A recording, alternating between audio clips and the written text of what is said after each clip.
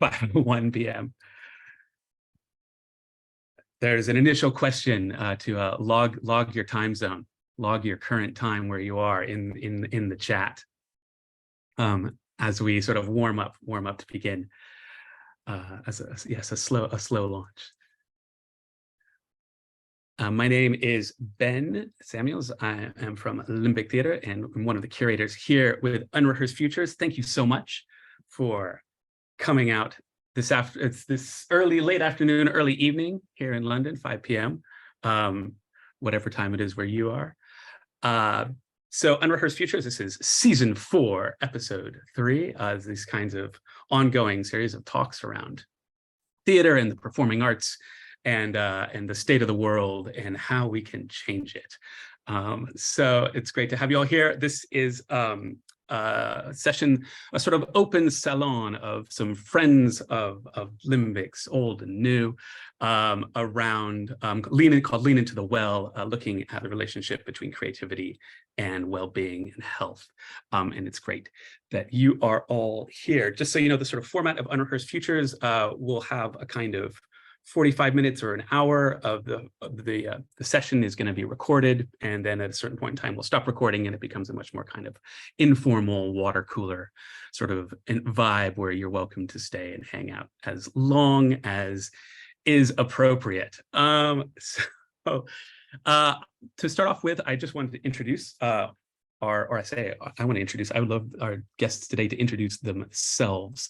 So if we could do a quick sort of rally round. Feel free to jump on however you're feeling in whatever order you like. Zoom, Sarah, Sophie, and Amie.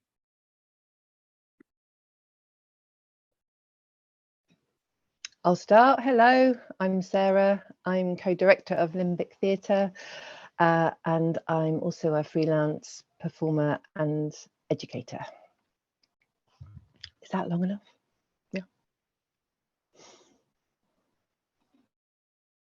Okay, I'll jump in. I'm Zoom, it's pronounced like Zoom.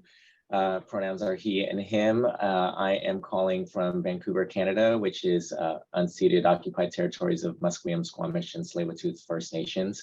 I'm also an old FOB, friend of Ben. Ben and I go back almost 30 years now, so I'm feeling kind of old. Yeah, we realized that with a shock yesterday, that it was almost 30 years. Yeah. I am professionally, I'm a physician. I'm a pediatrician. I specialize in adolescent medicine. And I also have a very strong interest in mindfulness meditation and Zen Buddhism. And I'm not a professional artist, but I like to dabble. I'll leave it at that. Shall I come in next? So hi, lovely to see everyone. My name's Sophie. I am so I was a doctor, but I left clinical medicine to set up a therapeutic retreat centre for asylum seekers and refugees. Now I work as a lecturer at the University of East Anglia, which is in Norwich in the UK, and particularly work with refugee and asylum seeking students. And part of that is looking at kind of holistic models of support. Lovely to be here.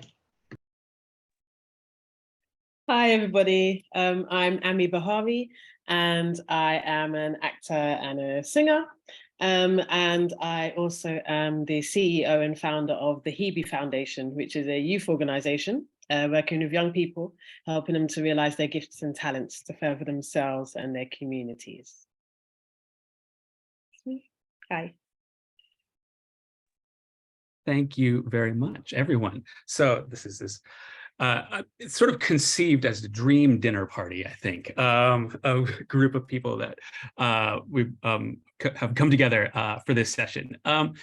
And what we wanted to do today is sort of unfold this in 2 parts, looking essentially at the relationship between, as I said at the outset, creativity, health, and well-being. In part 1, we'd like each of our kind of panelists or guests to just talk about a little bit of their own experience working in creative engagement, in creative activities, either work that they have led or work that they participated in, where the work they saw some kind of impact. And I think we'll talk about both positive and negative impact on their own or their participants' health and well-being. And then we'll probably take some questions if anybody has any questions around that. And then in part two, we wanted to focus specifically, because we have some people here with real expertise and knowledge of working with young people. And we wanted to spend some time digging into that a little bit as well, and talking about young people's health, well-being, and resilience.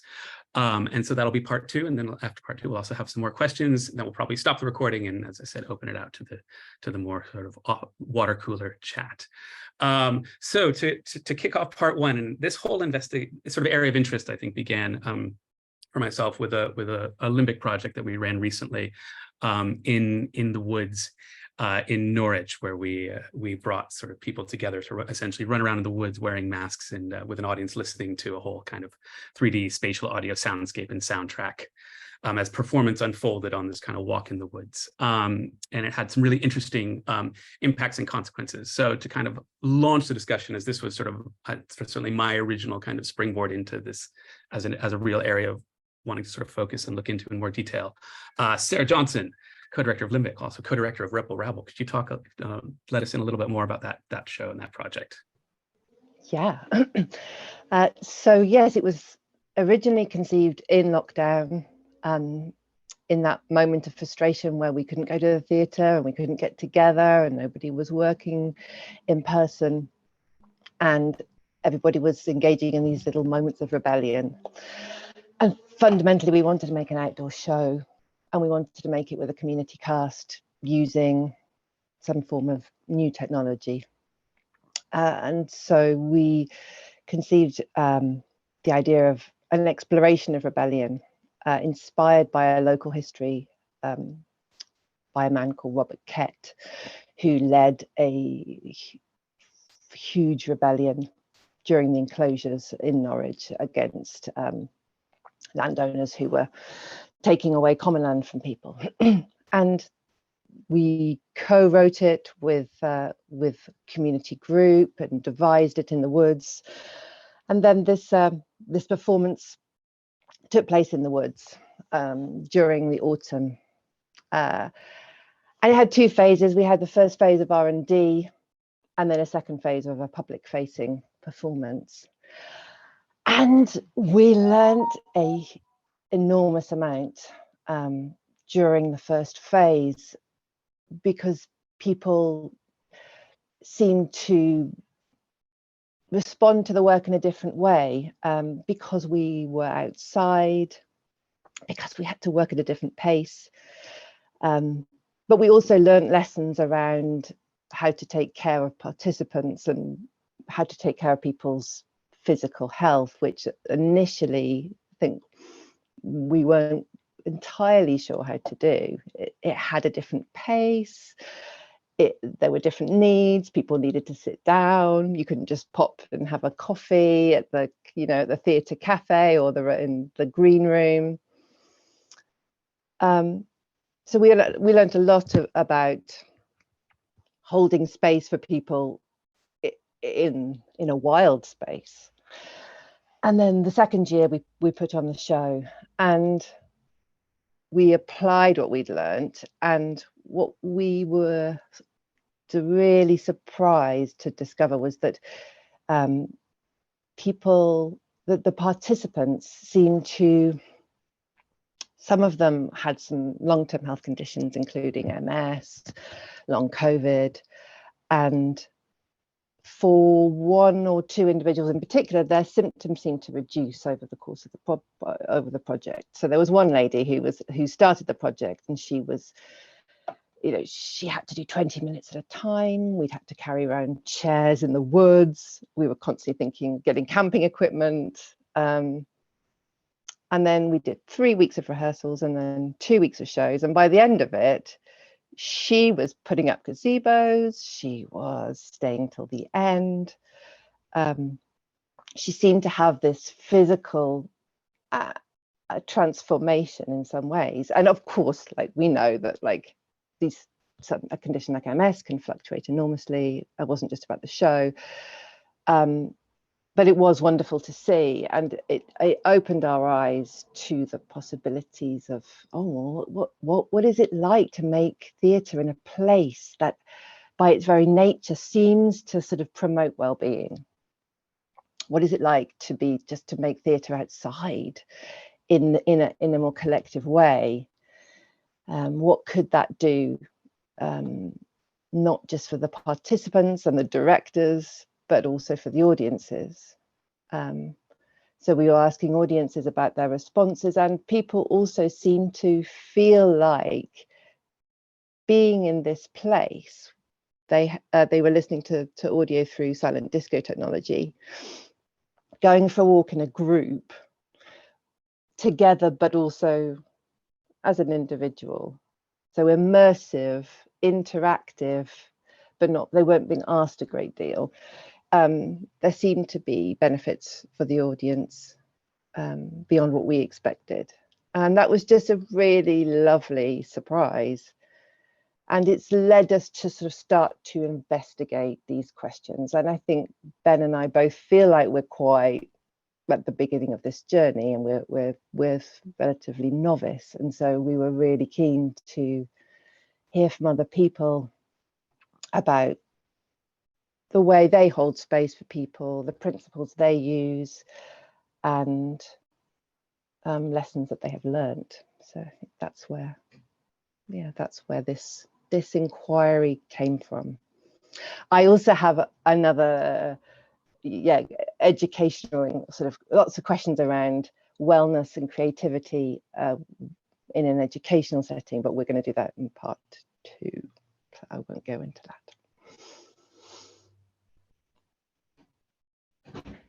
Thank you very much, Sarah. So yeah, that was a little overview of Rebel Rabble and what kind of inspired these questions for us. Amie, do you want to talk a little bit, speaking of holding space and the questions that arise? Yeah, so I kind of wanted to reflect on I did a tour not too long ago, working on I would say, rather intense piece of theatre. It addressed quite a few deep, heavy themes of racism and addiction and all sorts, and hate and depression and everything like that. And I just wanted to, reflect on the experience that I had and that the rest of the cast had, because there was no safe space created throughout the rehearsal period, and actually for the first part of the tour either. And so it was a case of very much that life was mirroring what was happening in the play for certain members of the cast, and there was nothing put in place to explore these big, massive themes that we were having to address day in, day out in the rehearsal period, and day in, day out in throughout the play as we put on the show, and also that we were also having to deal with these things in real life as well. So life was definitely creeping into art and so forth, and the juxtapositioning was quite difficult for the members, especially the younger members of the cast. So there was it was quite divided in the sense of age. There was the older few of us who were more mature in age, and then there was the younger ones, and we're talking quite young.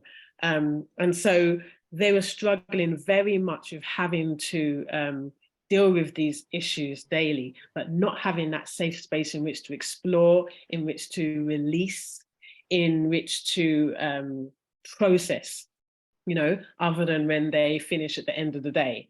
And then, like I said, real life was creeping in on them and us as well. So within my organization, my youth organization, we were dealing with a young man who had been murdered by the police.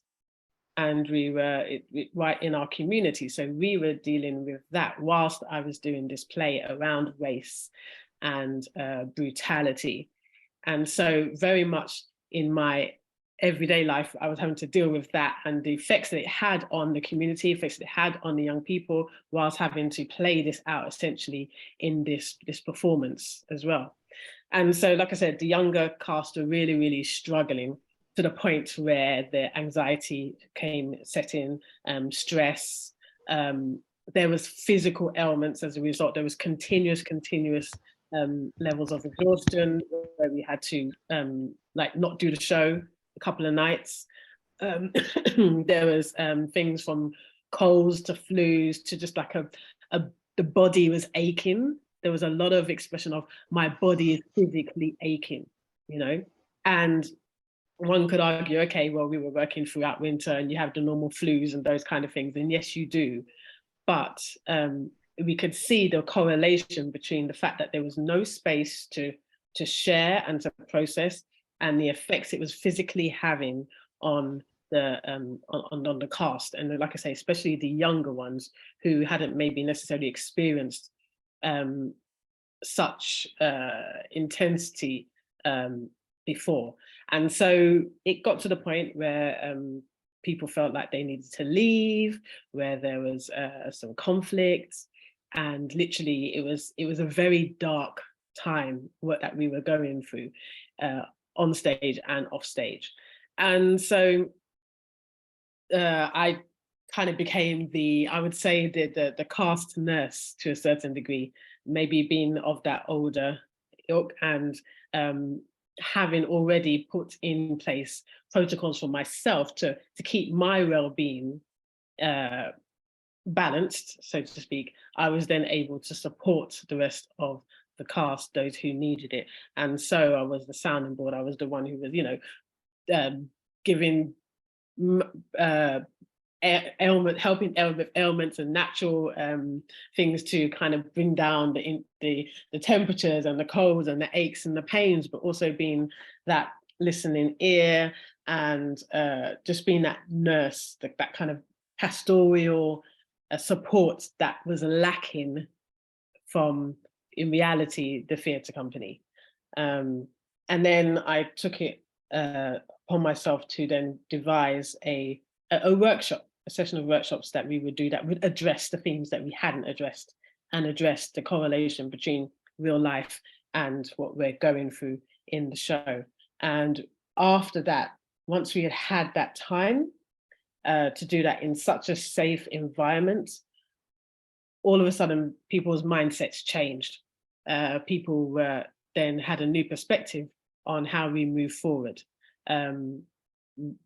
Conversations that were happening about leaving stopped. People decided to, okay, let's address this, let's move forward. So there was a lot more productivity. The productivity was always there, but there was a lot more positivity, I should say, amongst the cast. The physical ailments reduced drastically, you know, the colds, the headaches, the migraines, the aching body just, you know, disappeared. And so people were much more healthier mentally and physically. And also, because we'd gone through this process, we're then able to compartmentalize topics and themes and struggles and triggers, and kind of process it and leave it in a certain place that we could come back and visit it in a much more formal way. So yeah, so it's very much a case of I'm now a big advocate for making sure that we have the space to work on potential triggers when we are performing, when we are creating, because if it's not addressed, then it can have such an impact on our performance, our time together, like I said, the creative space, and most importantly, have an impact on our mental and physical health and well-being. So I'm very much championing that now, having been in that situation and seeing the lack of care that we can sometimes have because we're just too focused on the end product, but not on the journey and not on the people who are making this journey. And the fact that life and all of its complexities are so real and so, what's the word I'm looking for? 3D, HD for a lot of us. These things need to be addressed and need to be understood. And there needs to be some intentionality around creating that safe space to breathe, that safe space to share. And it needs to be authentic. That's another key thing. You can create spaces, but if it's not authentic, it's not going to help. So authenticity really, really needs to be there when we're trying to keep the creative space sacred and safe, and a place where we can go deep on certain things. And even when we are triggered, there is a support system that is there to keep everybody in check and to help with everybody's well-being. So yeah, so I just wanted just to share that experience that I had, and flag up that, you know, we have to be really mindful of how we engage, and understanding people's triggers, understanding people's lived experiences, and understanding the correlation between that and the physical well-being of people that we've brought into our company, or we've brought into our space, or we've brought into the process.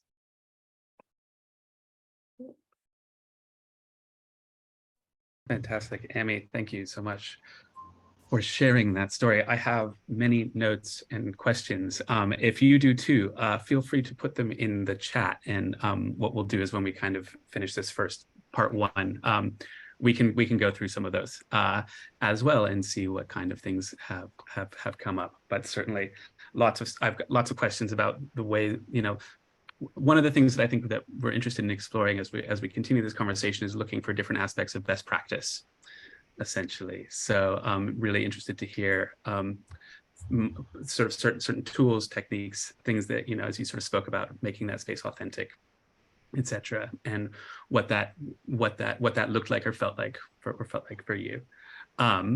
So that's one that I have, but we'll come back to that, I think, in a bit. Sophie, do you want to jump in the meantime? Thank you. And I hope this is going to follow on really beautifully, because actually, as you were talking, Amie, I just thought of, I've been looking through some evaluation from a project we've just done. I think I might read a quote that a student's put, because there's lots of really similar themes within that. But I'm going to talk today just about the work I've been doing within the University of Sanctuary. So the University of Sanctuary is an initiative which is taking part across the country as part of the City of Sanctuary movement. There's schools of sanctuary, and what it's really looking at is it's looking at how places, be it schools, universities, cinemas, theatres, can be places of sanctuary for people seeking refuge. So at the university where I am, we have a scholarship programme for asylum seekers and refugees. We look at the teaching we're doing and how that's being done. We look at like the research we're doing and what's that about, but also we look at how we're supporting sanctuary students within that. And so the hat that I wear within that initiative is looking particularly at kind of how are we holistically supporting. And I thought I'd just talk about a project that's really recently been done and is happening also partly at the moment. And this project came from a Ukrainian student who we have regular drop-ins with all of our students, and she came to one of the drop-ins quite shortly after arriving at the university, and she talked with some of the other students about how she keeps going back to this image of abandoned luggage, because when she left Ukraine, that was really the last image that she has, and when she thinks of Ukraine, that was the image that stays with her. And together as a community from many, many different countries, we have lots of students from Syria, from Afghanistan, from also lots of others, like many, many corners of the world. They started to talk about how the kind of belongings that they'd left behind, and how often there's no space for belongings when you're forcibly displaced. And then as a group, they met every week from October up until February, looking at, this is in a context where in the UK, we've been seeing, and they've been seeing in the news, you know, really kind of dreadful narratives around forced migration and displacement. And so they met regularly to think about, okay, what can we do about that? How can we change that narrative? And the Suitcase Project developed from that. And they wanted to develop this exhibition, which was based around 5 short films telling aspects of their journey, but the films linked with plimps with suitcases on them. And we launched the exhibition in March, and then it's happening again in Norwich Theatre next week. But I was just, as Amie was talking, I was just thinking about this evaluation I was looking at earlier, and I'll just read the words that I've got here written by one of the scholars. The Suitcase Project is the hidden deep pain, sorrow and loss I have carried since the fall of my government, and my heart-wrenching journey to the UK, leaving everything behind in the face of unimaginable chaos to choose life over death. Before the Suitcase Project, I'd never dared to talk about my experiences, But while expressing it was therapeutic and an untouched wound that was still bleeding, a constant reminder of what I had lost. In the dark moments, my suffering transformed into my strength and resilience to move forward. And as I was looking at this earlier, I just circled, because I was thinking about how we supported and what I was thinking about, like the really the intensity, you know, that untouched wound that's still bleeding, the constant reminder of what I'd lost, those dark moments. There's a lot of suffering within that, but also how, you know, how can we justify that, and where is that strength and resilience to move forward? You know, how did that journey, how did it help that particular person move forward into that strength and resilience? And I was just looking at another quote. This is by a different scholar that took place, and they wrote, the project personalized the story of myself fleeing my home. I'm one of those people that you see in the news, but being part of the project enabled me to reflect on the journey I've taken and share with others how the initiative, and with the support of the initiative, I was finally able to fulfill my dreams and make the UK my home. The team, that's the people that he was involved with, felt like my family, and together we'll shine a light on the stories of those who are forced to flee the unimaginable. And so these really powerful short quotes made me think about what, you know, how do we hold that space? How do we make it safe? How do we not make those bleeding wounds worse? And we've got 6 principles that we go by, but I would really love to hear other people's thoughts, and it's an area that I think we're always thinking about and trying to develop. So in terms of the principles we have overall, and we do quite a few different kind of participatory art and cultural type projects. One of those is that leadership should come from within the sanctuary community, and that's always been the case. So the Suitcase was very much led by this group. They came up with the idea. We've got a programme at the moment called Families Beyond Boundaries, and again, that's being led within that community to something that they think is going to be of value to them. Then having a pathway to trauma-informed specialist support. So we've worked really closely with a service which we can refer people into for more specific trauma-informed support. And I think being really clear on our boundaries as to what we are and what we aren't, and that we're not going to take away people's pain necessarily, but what we can do is offer them opportunities to support them on the projects that they want to do. Empowerment, choice and opportunity has been one of our other principles, and I think that's something that lots of people have fed back to us, that often when you're in the asylum system in the UK, you feel very disempowered. You have most of your choices taken away from you, be that where you live, what you can eat and so forth and so forth. So a big part of all of the kind of participatory projects we have done have been very much about making sure there's lots of different routes into them, lots of different options within them. Peer support. And then another one is thoughtful consideration relating to the risks of re-traumatization. And that's something that I think, you know, I know, Amie, you were just mentioning as well. It's something often you can't necessarily plan for, but I think probably the most we can hope for is thoughtful consideration into it, and thinking about how we manage it and how we support people to think about as well what that journey might look like for them. And one thing we did with the Suitcases, we spent a lot of time working with, and there were some people that started off being involved and then weren't involved in the end thing, because we spent a lot of time thinking with them about, okay, what's this going to mean for you? You know, what does the involvement look like and feel like for you, and that people can change at any point. And then finally, collaboration with individuals and services.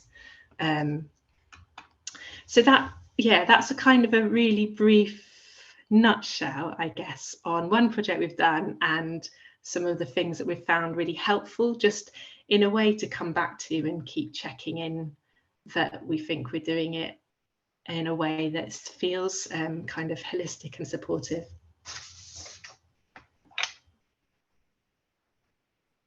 Fantastic. Thank you so much, Sophie.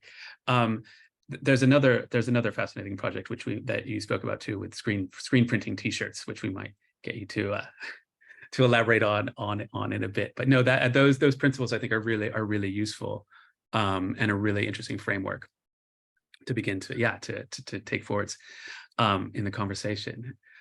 Zoom, Dr. Dzung Vo. Okay. Shall we bring you in now? Yeah, can everyone hear me? Yeah. So I'm coming in from a slightly different lens. As I mentioned, I'm not a professional artist. I come more from the health and wellness side of things.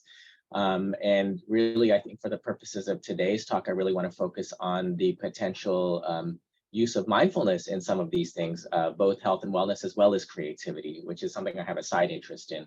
And, you know, my story actually goes back generations, if I'm being honest. I grew up in a Vietnamese American family, and my parents are Buddhist. And so they kind of raised me in the tradition.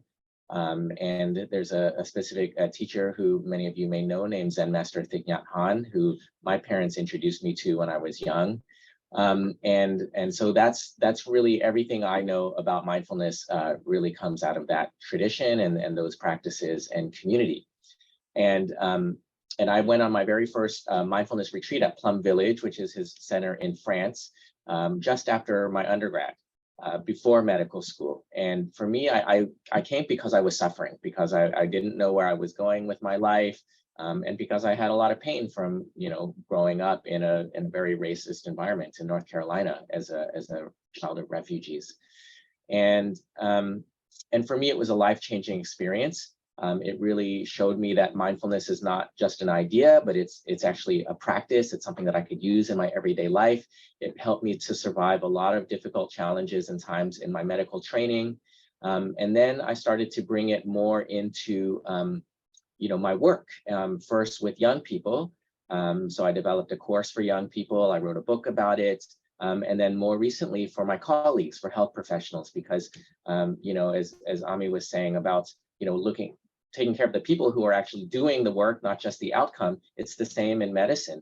And there's a huge epidemic of burnout and, in fact, suicide.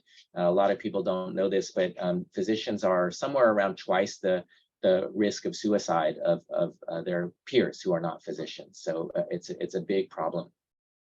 So, you know, I started asking, how can mindfulness help my colleagues as well as my medical community?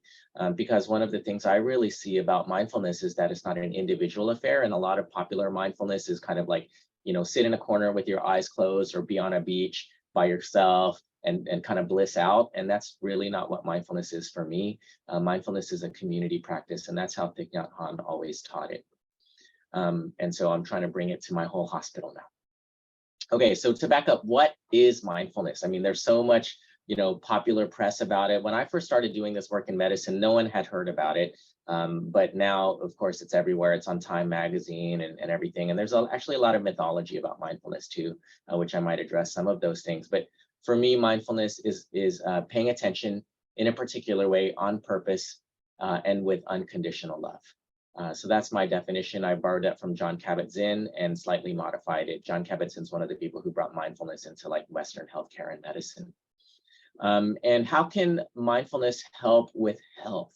So we heard a lot about anxiety, and mindfulness is about being in the present moment. Anxiety is about worrying about the future. So if we can learn how to be in the present moment primarily, then actually that can free us from our worries about the future. And it doesn't mean that we don't think or plan about the future, but it means that we're not carried away, we're not lost, we're not caught in those worries. We are here and now, even as we plan or think about the future.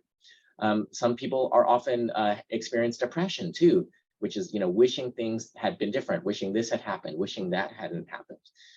And mindfulness can help with that too, because again, it's about being in the present moment. And it sounds very simple, but it's actually not easy to do.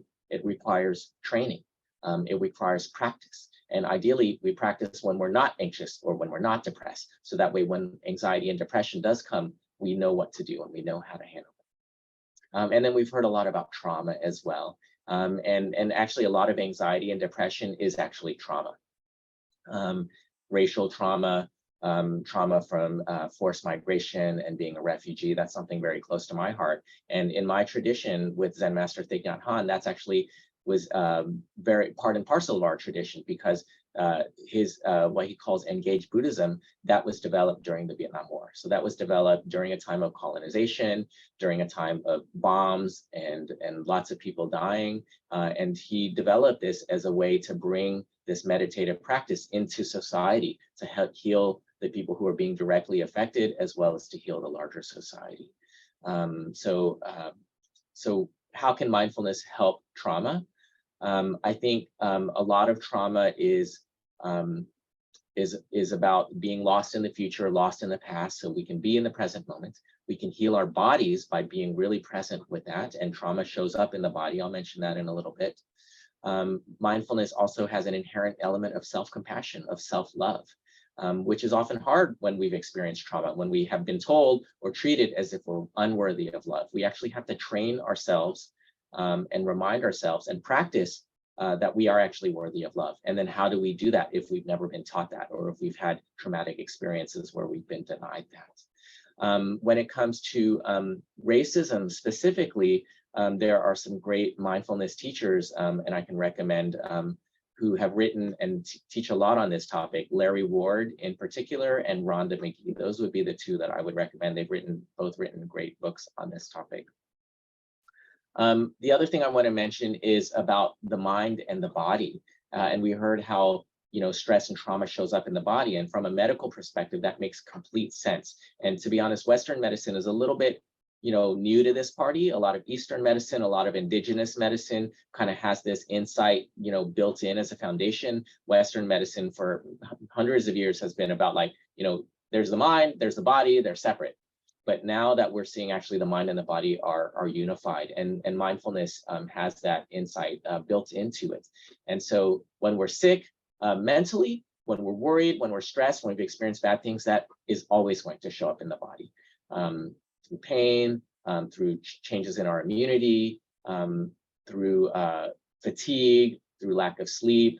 And mindfulness can help us by being in the present with the body and by healing the body. And there's specific practices that can be focused on that to increase body awareness and increase self-compassion towards the body.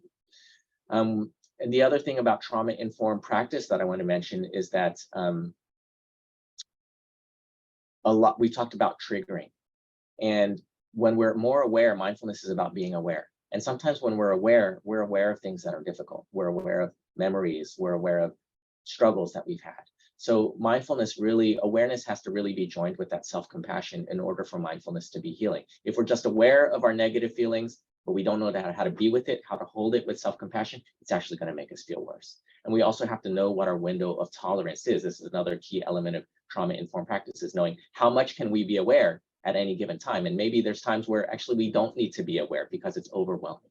Or how much can we be aware? Maybe we can be aware of our pain for 1 second or 1 breath, and then we move our awareness somewhere else. And by coming and going and coming and going to this awareness, we can actually increase our capacity to be with our pain and to transform our pain. And I love that quote about how our suffering transforms into resilience and healing. That's exactly what mindfulness can do, but it has to be done in a very careful and intentional way. One of the things that Sarah mentioned about being in the woods and the forest and how that healing came about, that makes me think of this new movement in medicine called planetary health. And there's something called forest therapy even, where, and that these are inherently mindful practices where we're, in nature, we're present, we're aware of what's happening, and that can actually be very healing. So there's early research showing that might be beneficial. And then finally, a few words on mindfulness and creativity. So, my kind of side job, and if I hadn't become a doctor, I might have done this, was to be a jazz musician, a pianist, or I might have been a Zen Buddhist monk. So, my ideal world is like kind of I mix medicine with Buddhism with jazz. And so mindfulness really helps with that for me. I remember actually I took a master class with George Cables, who's a really legendary pianist. And he pointed out something that I had done, which I, was somewhat intentional, but I didn't realize I was doing it at the moment. He said, before you played, sat down at the piano, the first thing you did is you took a few breaths.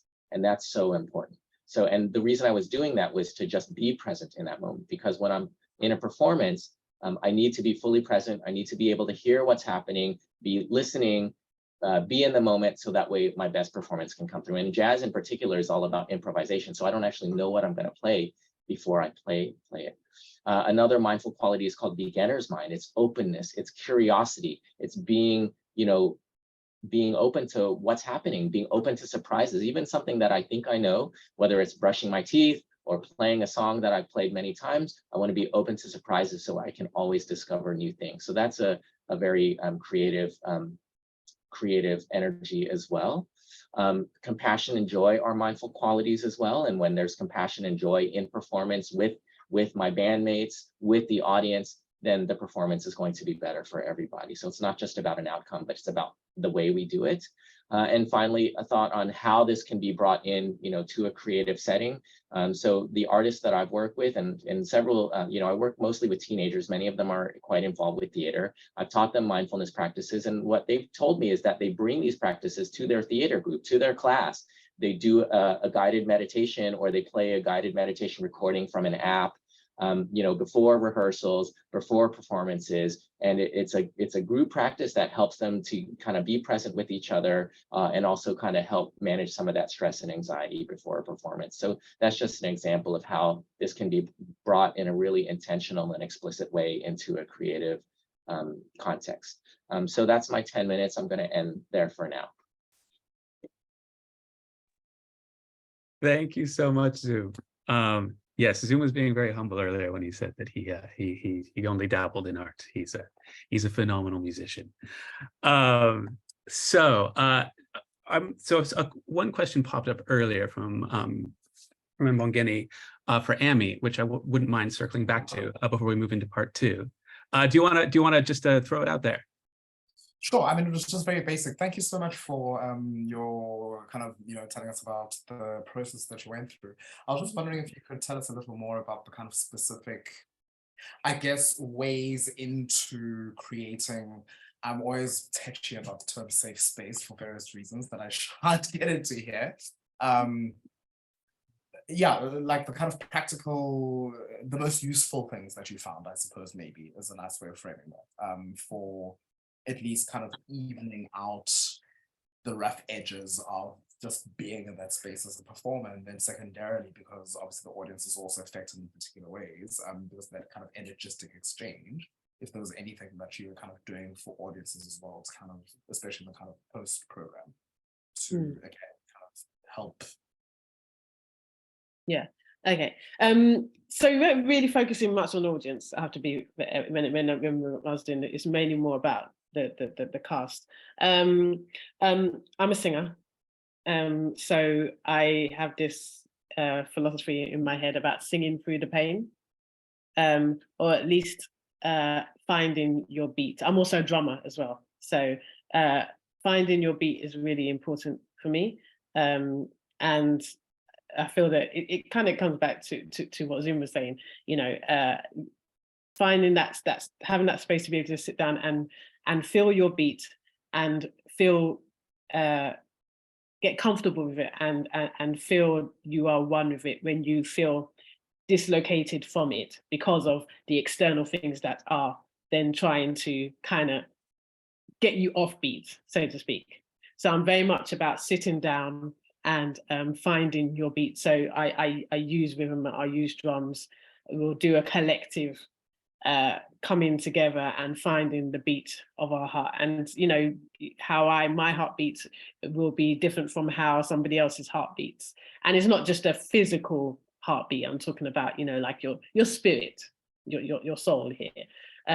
So it's that collectiveness of coming together and finding that beat. And whether it's beyond, because the big theme was race, and half of the cast was Black, half of the cast was white. So it's about, can we find that common beat, even though our characters are opposed and are fighting each other, can we find that common beat amongst us? So I did stuff around that. I'm also big on exploring lamenting as well. I find the process of lamenting very interesting. I'm a Christian, so in the Bible, there's a lot of lamenting in the Old Testament. Things happen to people, and then they lament. They sit down. They take the moment to sit down and accept and be in that state. Or sorry, they don't stay there, and that's the most important thing about it's not. But recognizing where I am, recognizing it, seeing it for what it is, even recognizing the effects it's having on me and the effects it's having on other people, and allowing ourselves to go through that process rather than just, okay, so, you know, this is happening, but I'm just going to block it out, because we know that when we continuously block things out, it just piles up and then all of a sudden it crashes on us. So it's about having that space to lament. So with the cast, we came together and we had all of words around race and prejudice and sorts of stuff like that all around the wall, and we were taking time to lament on these and express what it means and how, and then putting ourselves in everybody else's shoes and how does it feel for you, you know, and how does it feel for you, and how does it feel for me. So it's about sharing our lament and giving it to someone else in a safe space in which to do that, and then moving on from that. We've addressed it, we've brought it out, we've cried over it, or we've mourned over it, but then now let's find a way around it, and then finding the blessing or the gifts in the moment as well. What can now come out of that that is positive, that is productive? So those are the kind of things that we were doing, you know, that beat, getting our internal beats back to that place of being centered, and then also allowing ourselves to go through the lamenting process in relation to whatever the theme or the topic is. Cheers. I really like this idea of trying to tap into the beat, or because I work choreographically, for me, it's about a kind of rhythmic alignment or misalignment, right? I guess this is one of the themes we played with in the previous season, is kind of being aware of being on kind of center and then off axis, but letting that moment of being off kilter be generative rather than disabling, right? Which is what happens, sit in the trauma rather than, I love this idea of, let's talk about it, let's deal with it, but we're dealing with it so that it can move on, right? So we're almost sharpening your teeth for the other things that are to come. Yeah, thank you. That was... Thank you.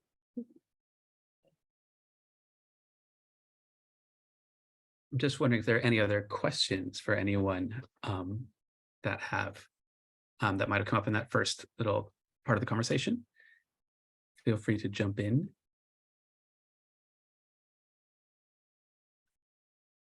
No, fantastic. Otherwise, because I'm aware of time, I might swiftly move us on to part two. So we've sort of had this has been really lovely sort of overview of different people's experiences and practices and ways of negotiating these kinds of questions, both in terms of what kind of practice they've begun to emerge. We just wanted to spend a little bit of time focusing specifically on working with young people, as I mentioned at the outset, because there's some real expertise in the room around that. So I'm going to bring us actually back to Dr. Dzung Vo on this next section, who's literally written a book about it. So Dzung's book is called The Mindful Teen, if I'm not mistaken. And do you want to just kind of, launch into some insights from there, and then we'll sort of continue sort of background the way we can. Yeah, so I always like to start with what is adolescence, and the reason is because there's so much kind of perceptions about young people, at least where I live in Canada, mostly negative perceptions. Most adults think of teenagers as, you know, problems and as over emotional and irrational and you know, let's just survive the teenage years. I really see it very differently. I'm biased, obviously. I've chosen to work with teenagers every day, but I love teenagers. And I think adolescence is a fantastic time in life. It is a huge opportunity for development. In fact, the brain develops probably just about as much during the adolescent years. So that's, you know, 11 to 17, 18, as it does during the first 5 years of life. We used to think in medicine that the first 5 years of life is like, you know, those experiences determine the rest of your life. But we're now seeing that adolescence is actually a second really important window in time. And in fact, the brain develops quite a bit in ways that we can see on MRIs and neuroimaging into the mid-20s. So the brain is not really fully cooked until the mid-20s. So what does this mean? It means that what happens in adolescence can have impacts for the rest of life, both in positive and in negative ways. And one of the key things that adolescence is all about is learning how to cope with stress, learning how to handle psychological distress, anxiety, stress, pain, trauma. And adolescents, if they don't learn how to do this in healthy ways, they're going to be set up for lifelong behaviors of unhealthy coping, which can include, substance abuse. It can include disordered eating. It can include self-harm. It can include violence. It can include, all the major mental health problems that we see into adulthood.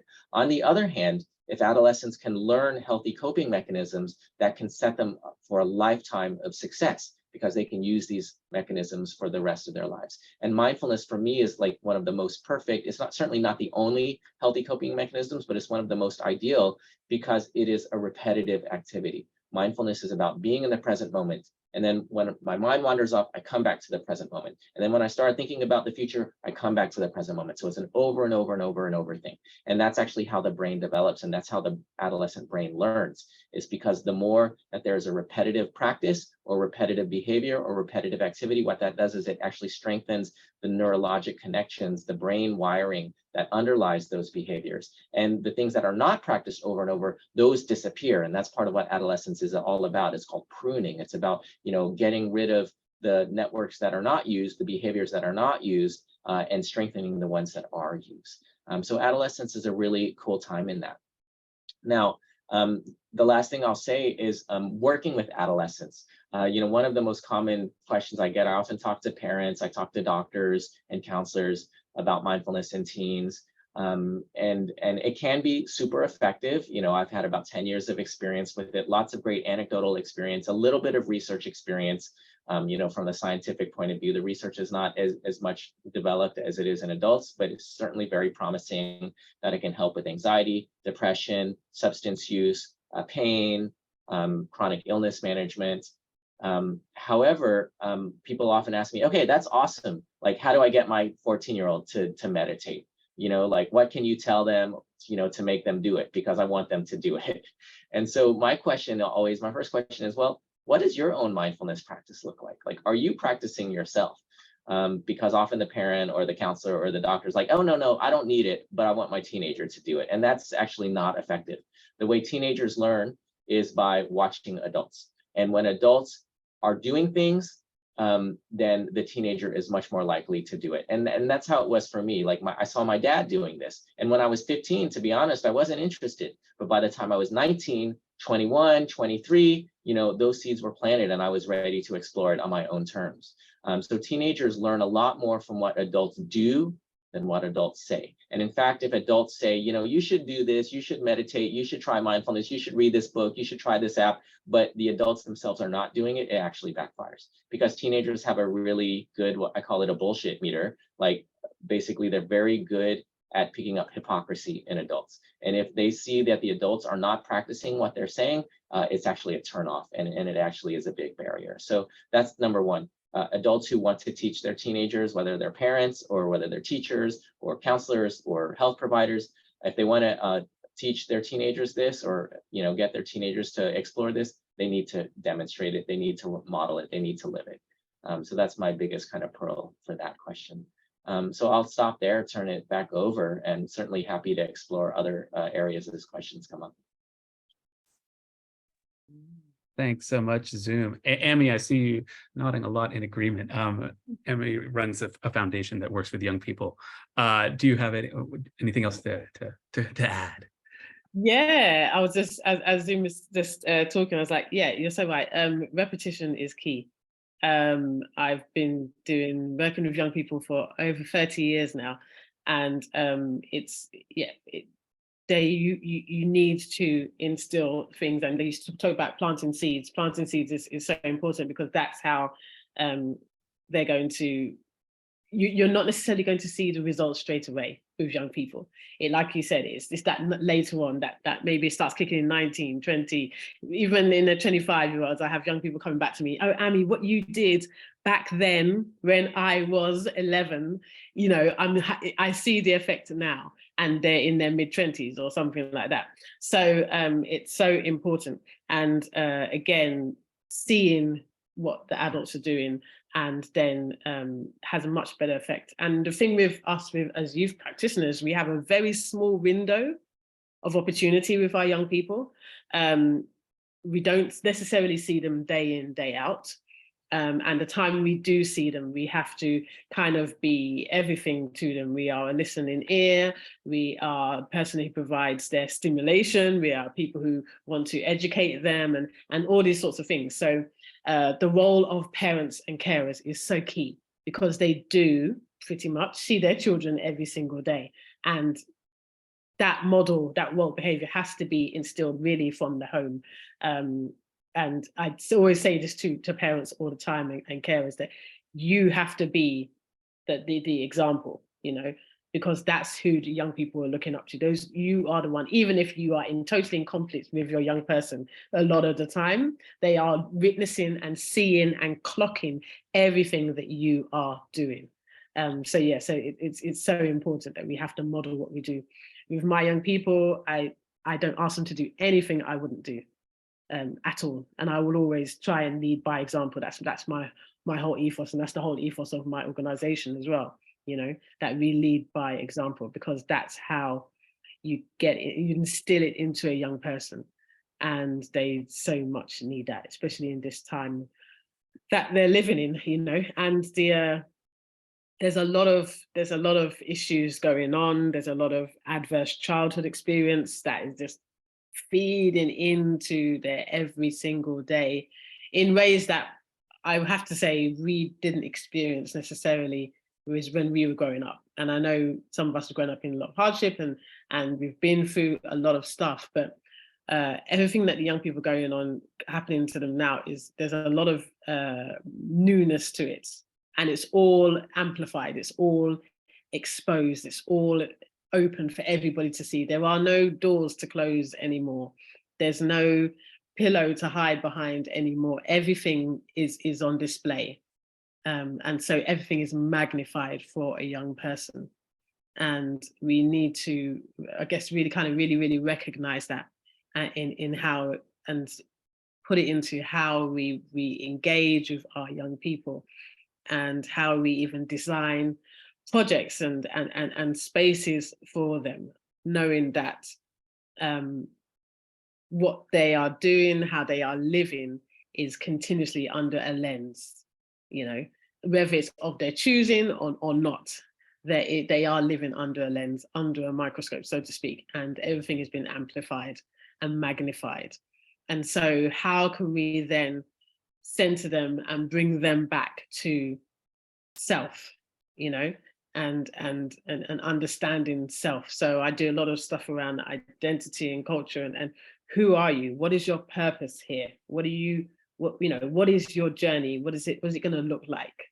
You know, because there are so many voices that are telling them which way to go, what to do, how to be, you know, and everything like that. And so it's about, what are you all about? What is your purpose of existence here? And helping them to address that and find out through their gifts and their talents and the things that excite them. And it's very hard these days, because especially with the young people we work with, not much excites them anymore, you know. And that was actually happening pre-COVID rather than necessarily post. It's been creeping up. It's been creeping up, and there's not that much that excites them. So you really have to work hard to draw out that excitement, to draw out that passion, to inspire them to want to do and be more than what they see. Oh, I want to ask you, Amie, why do you think not much excites them? I think a few things. I do think because there's so much on offer, and there's a lot of accessibility for those living not across the world, not necessarily, you know. Like when I go home to Sierra Leone, children are still being excited by playing with the cardboard box in the street. There was the imaginations there and everything like that, you know. Young people are still, they can find the smallest of things and still be excited about it. In the Western world, they are continuously consuming everything. And so what else is there left to do? What else is there left to see? What else is there left to say, you know? So where's the excitement coming from? There's just not enough. They're overstimulated, I would probably say. I say that's one of the reasons. Yeah, why it's not there, or it's disappearing. And just out of curiosity, what strategies have you developed to sort of navigate that or negotiate that? Developing. It's continuous. There's not one thing I can say that yes, this is, it's a continuous reevaluating. Okay, how do we work with young people in order to combat that? I think definitely that there's so much gold and value in coming away, having that time away. You were talking, Sarah and Zoom, about the forest. I do feel that being out of their everyday habitats is really a way to be able to work on developing that, to work on developing their passion, work on developing creativity, because that's something that is lacking as well. So coming out of the environment, because the environment is just too loud, it's too crowded, having those spaces, those green spaces in which to interact in, and not having that technological sometimes stimulation that we have, that we all love and enjoy, but nevertheless there are negative things to it. Our young people are continuously they continuously have their earbuds, their headphones are there. There's, it's a staple thing as standard. There's always that sense of I'm blocking out the world because I've got my headphones in, and they have this thing where a lot of them, they love to keep their jacket on. And I've written a whole article about this, about keeping their jacket on. And I do really feel it's a sense of, I don't feel comfortable. I'm always ready to move, always ready to go, because I don't necessarily feel comfortable in the space. Now they will be anywhere and that jacket stays on, talking about the big puffer jackets or any kind of jacket, it's just that that sense of not quite feeling like I belong. And I'm just ready just to move, just to go. I'm not staying, I'm not allowing myself to get comfortable because for whatever reason, I'm still trying to work that out. Maybe the environment isn't conducive enough. Maybe it's just a case of unrest. There's a restlessness within our young people, even though a lot of them don't feel like they want to do much, so they're kind of resting a lot. But there's a restlessness there, that an underlying current of restlessness. And I see it a lot and it plays out in various different ways. Thanks, Sarah. I just say, we don't go all doom and gloom. They are amazing. They are absolutely amazing. When you see them just come alive, when you have those moments and you are able to break through the barriers, the barriers of lack of confidence and, really feeling conscious and everything like that. When you can break through that, oh my gosh, they are just fantastic. And they, like Zoom said, they will pull you up. They are continuously listening to you, even if you don't think they're listening to you, and they are absorbing everything and learning. They really, really are, even in their quiet down times when they are really, really low, they are learning and they're assimilating and they're taking all of it in. So I just want to just put that caveat there. They are absolutely amazing. Hence why I'm still doing it after 30 years. So. Thanks, Amie. Sarah, you had a sort of question, I think, earlier around young people and working in schools. Well, I was thinking about looping back not to so that. much a question, just more of a, definitely a question. About my question for myself is always, if we want our young people to be creative and the education system demands creativity of them as it sort of crushes it out of them, how do we create the conditions for that? How do we create a sufficient wellness, if you like? How do we meet the needs to be creative? as much as creativity can feed wellness, and you see it all the time, obviously. Yeah, just thinking about those lovely moments, Amie, you're talking about. I work at the moment mostly with much younger kids, infant kids, and thinking about Zoom, the idea of being totally present and the healing and the joy that can bring. I saw a teacher do a very simple mirroring exercise with a young boy who is from has had a very complicated and traumatic background, and I watched them. It was like a 2-minute thing, and they were simply mirroring. She was mirroring him, and she copied everything that he was doing for something like 2 minutes. She didn't take her eyes off him, so they were both completely in the moment. And I saw his face is quite often like you couldn't see all the clouds behind his eyes. This little face just lit up, and she lit up, and you could just see the sort of like between them. And for me, that encapsulated this sort of moment of like mindfulness with movement that is so lacking. I think we're sort of cutting everybody off at the head, and like, how do we create an embodied experience in education, where children can access their imagination through using the whole body, so stillness and mindfulness, and also, wild and wonderful creative movement. And I do feel like we have to fight for that. We have to fight really hard for it, and because as soon as they get to junior level, it's like they go, you can do some PE. I have a son who's got ADHD, and we hear from the teachers.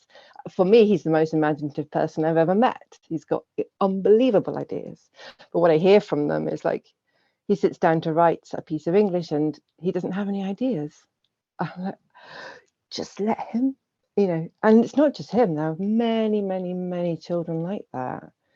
If you give them access to a more embodied way of learning, if you let them move their bodies, if you let them, be in the story of Macbeth, then there will be writing. And yeah, so that is my my inquiry. How do we create the conditions for creativity? How do we meet those needs? And beginner's mind as well. How do we remove the fear of failure? Because something I remember so much from Lisper, Amie, like, it's okay to fail. Like, but in today's climate, it isn't, it's not really being taught. So I have to keep trying to reteach it. Like, let's all fail. Let's all fail. Beginner's mind. Let's play like it's the first time. I could speak for hours, but I think I'll stop now. I think it's a nice as we sort of drive towards ending here. Is what sort of things that feel it's just sort of initial first one word or few phrase responses for that question, Sarah, of like, what does create the conditions for creativity, especially with the sense of creativity that we want, that wants to support wellness and well-being and health. So for me, the forest has weirdly emerged as both a literal and metaphorical kind of idea from this conversation, as sort of finding some version of going to the forest, leaving essentially a comfort zone. I'm interested in how that plays with the presentness that Zoom was talking about as well. But I know for myself, I like to go out into nature because it imbues me with that sense of presentness, with that sense of stimulation, which creates that, sort of supports that presentness. Any other thoughts on that, just as we kind of wrap up from everyone, sort of what other things might have emerged from our chat around the conditions for creativity? I'll just put forward the word love. I think adolescents need to know that adults in their lives love them unconditionally. Doesn't mean that you accept or agree with all of their behaviors, but you'll always be there for them no matter what. The best parents, the best youth workers, the best teachers, the best counselors, they show that, and the teens know that. And when the teens feel that love, then they'll be at their best. And they'll also be willing and able to fail, because they know that if they fail, they're not going to be rejected, that they're still going to be loved, so they can learn from their failures.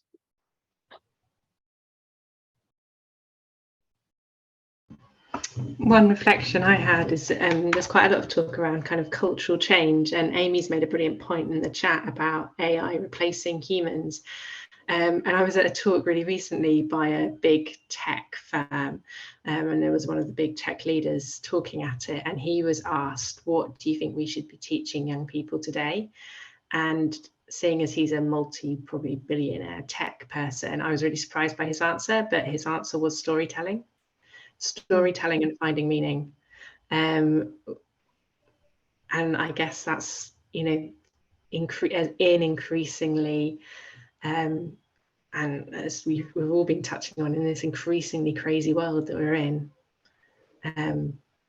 that's where we need to kind of find the hope, I guess, and create the cultural changes that keep us going.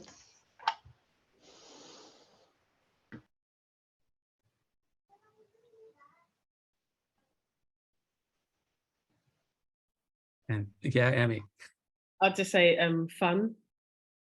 We don't have enough fun. And, you know, especially for young people, a lot of them, like I said, dealing with so much, that fun isn't something that they're experiencing every day. And as a young person, especially, that should be, it should be up there as you know, it should be there with eating and brushing your teeth and, you know, having a shower. It should be a daily dose of fun. So yeah, I feel that we need to have more of that, build more of that. It's a shame that we would have to build it and implement it in, and be conscious of that and mindful of it, but having fun.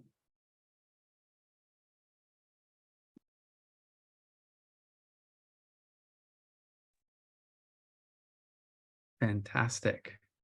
I feel like we could stop the recording now on that, with fun.